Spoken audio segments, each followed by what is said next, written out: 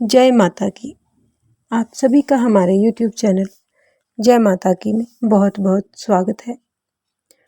आज हम श्री महाशिव पुराण के पार्वती खंड में जो कथा हमने शुरू की है उस कड़ी के अंतर्गत इसमें आज हम पार्वती और हिमवान के स्वप्न में भगवान शिव से मंगल ग्रह की उत्पत्ति किस प्रकार हुई इस प्रसंग को जानेंगे और साथ ही मैना और हिमालय के बीच क्या वार्तालाप हुआ इसको हम अच्छे से जानेंगे।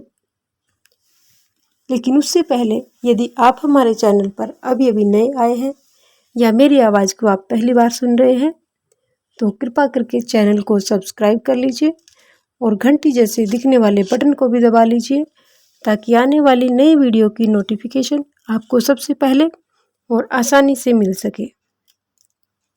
तो आज की शुरू करते हैं कड़ी।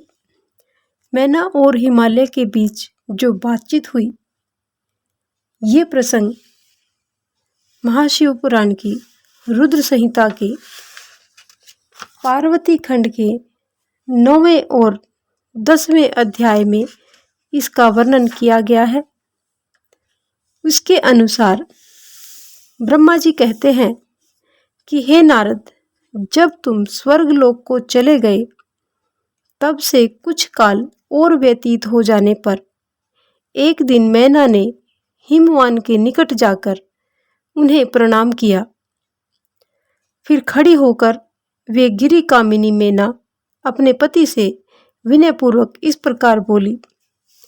मैना ने कहा कि हे प्राणनाथ, उस दिन नारद मुनि ने जो बातें कही थी उसको स्त्री स्वभाव के कारण मैंने अच्छी तरह से नहीं समझा। मेरी तो यह प्रार्थना है कि आप कन्या का विवाह किसी सुंदर वर के साथ कर दीजिए।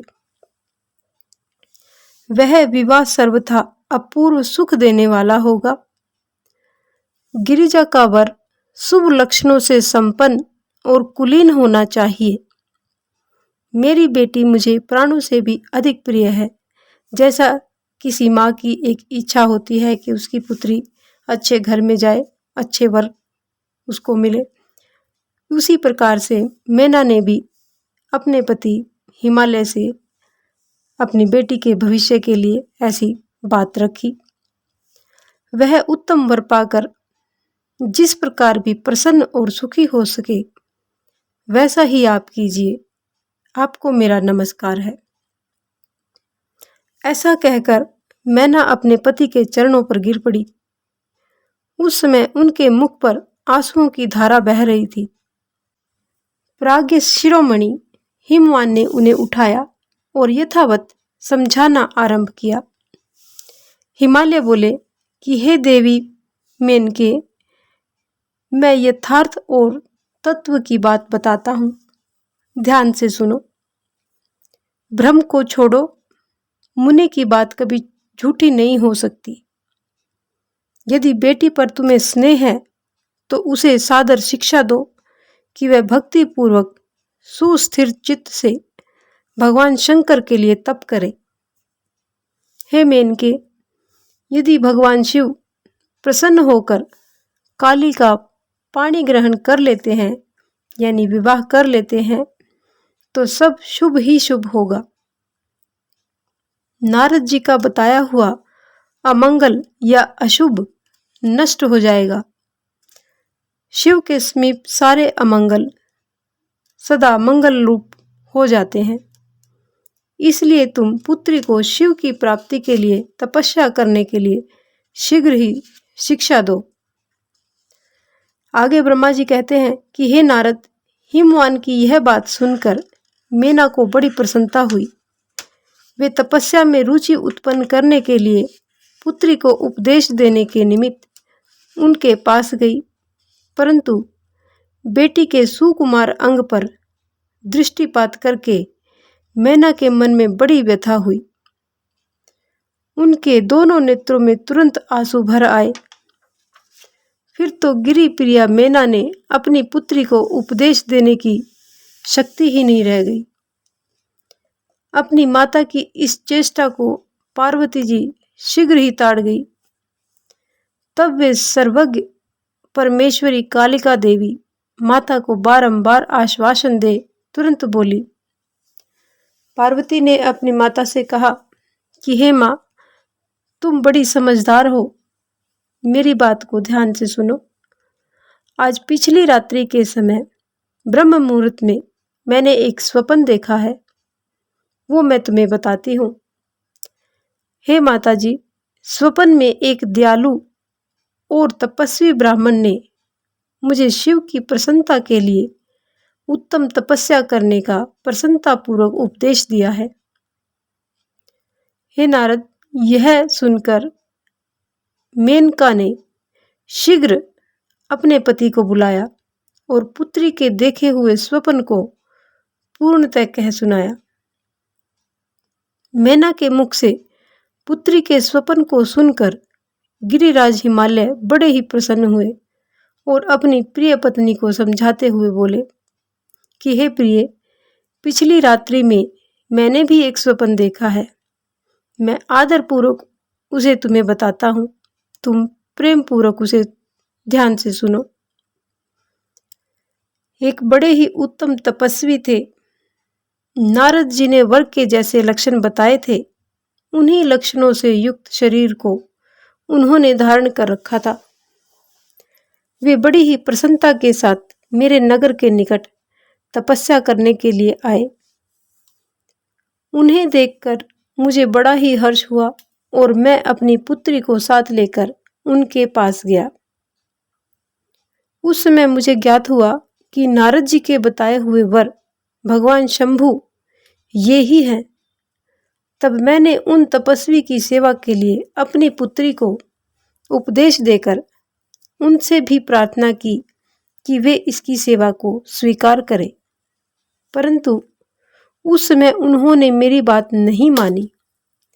इतने में ही वहां सांख्य और वेदांत के अनुसार बहुत बड़ा विवाद छिड़ गया।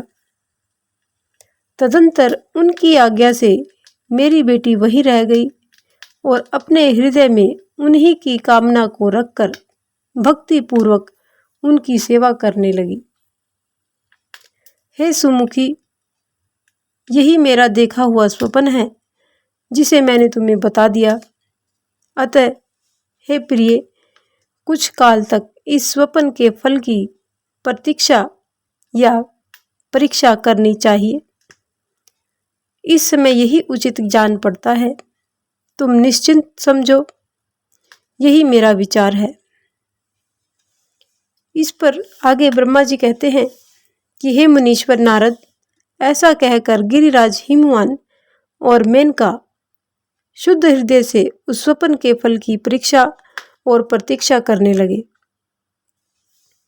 हे देवर्षि नारद, शिव भक्त शिरोमणि भगवान शंकर का यश परम पावन, मंगलकारी, भक्तिवर्धक और उत्तम है।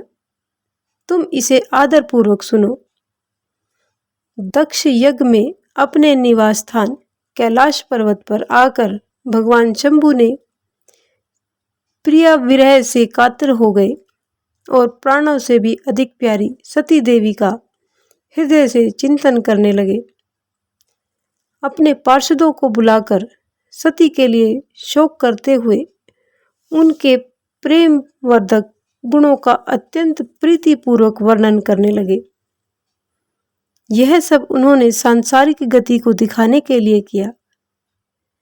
फिर गृहस्थ आश्रम की सुंदर स्थिति तथा नीति रीति का परित्याग करके वे दिगंबर हो गए और सब लोकों में उन्मत्त की भांति भ्रमण करने लगे।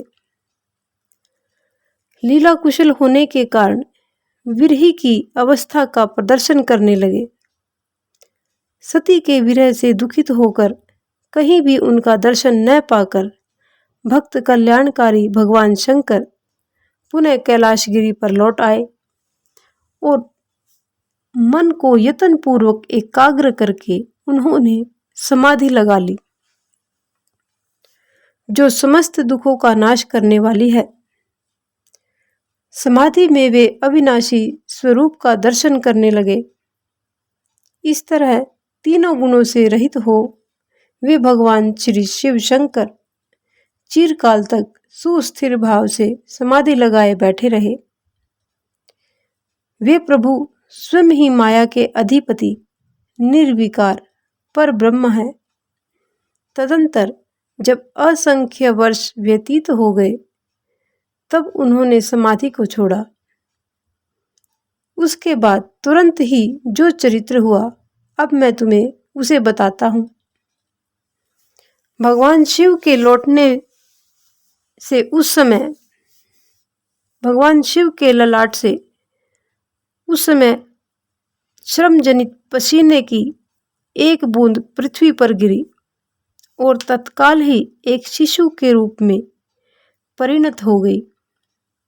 हे मुने, उस बालक के 4 भुजाएं थी, शरीर की कांति लाल थी और आकार मनोहर था। दिव्य द्युति से दीप्तिमान वह शोभाशाली बालक अत्यंत दुस्सह तेज से संपन्न था। तथापि उस समय लोकाचार परायण परमेश्वर शिव के आगे वह साधारण शिशु की भांति रोने लगा।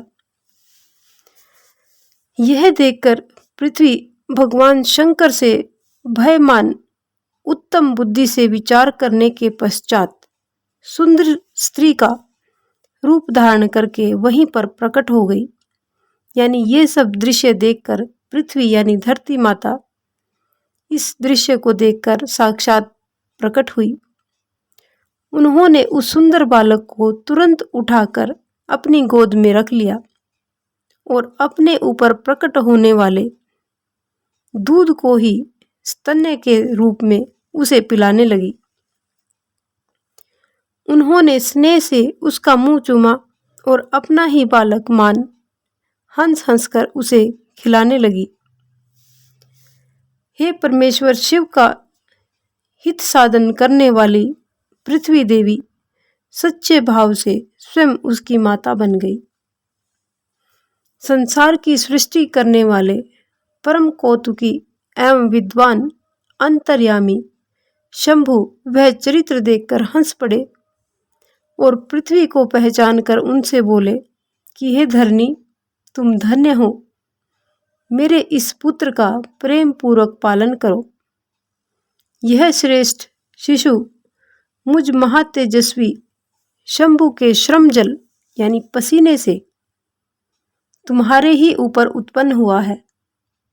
हे वसुधे, यह प्रियकारी बालक यद्यपि मेरे श्रम जल से यानी मेरे पसीने से प्रकट हुआ है, तथापि तुम्हारे नाम से तुम्हारे ही पुत्र के रूप में इसकी ख्याति होगी। यह सदा त्रिविध तापों से रहित रहेगा, अत्यंत गुणवान और भूमि देने वाला होगा। यह मुझे भी सुख प्रदान करेगा। तुम इसे अपनी रुचि के अनुसार ग्रहण करो। इस पर आगे ब्रह्मा जी नारद को कहते हैं कि हे नारद, ऐसा कहकर भगवान शिव चुप हो गए। उनके हृदय में विरह का प्रभाव कुछ कम हो गया। उनमें विरह क्या था, वे लोकाचार का पालन कर रहे थे। वास्तव में सत्पुरुषों के प्रिय श्री रुद्रदेव निर्विकार परमात्मा ही हैं। शिव की उपर्युक्त आज्ञा को शिरोधार्य करके पुत्र सहित पृथ्वी देवी शीघ्र ही अपने स्थान को चली गई। उन्हें अत्यंत सुख मिला। उन्हें अत्यधिक सुख मिला। वह बालक भौम नाम से प्रसिद्ध हो युवा होने पर तुरंत काशी जी चला गया और वहां उसने दीर्घ काल तक भगवान शंकर की सेवा की। विश्वनाथ जी की कृपा से ग्रह की पदवी पाकर वे भूमि कुमार शीघ्र ही श्रेष्ठ एवं दिव्य लोक में चले गए, जो शुक्र लोक से भी परे है। इस प्रकार आज का हमारा ये प्रसंग मैना और हिमालय की बातचीत जिसमें हमने सुनी, और पृथ्वी और भगवान शिव के बीच जो वार्तालाप हुआ उसका भी हमने आज प्रसंग सुना। इस प्रकार ये हमारी कथा, आज की हमारी ये कथा यहीं पर संपन्न होती है। अगले अध्याय में हम भगवान शिव का गंगा अवतरण तीर्थ में तपस्या के लिए आना और हिमवान द्वारा उनका स्वागत करना, पूजा और सत्वन तथा भगवान शिव की आज्ञा के अनुसार ही उनका उस स्थान पर दूसरों को न जाने की व्यवस्था करना, इसके बारे में जानेंगे। इसका वर्णन हम अपनी अगली वीडियो में करेंगे। आज की हमारी कहानी यहीं पर संपन्न होती है। यदि आपको हमारी ये कथा पसंद आए तो एक लाइक का बटन अवश्य दबाएं, और यदि आपको हमारी ये कथा पसंद नहीं आती है तो आप डिसलाइक का बटन भी दबा सकते हैं।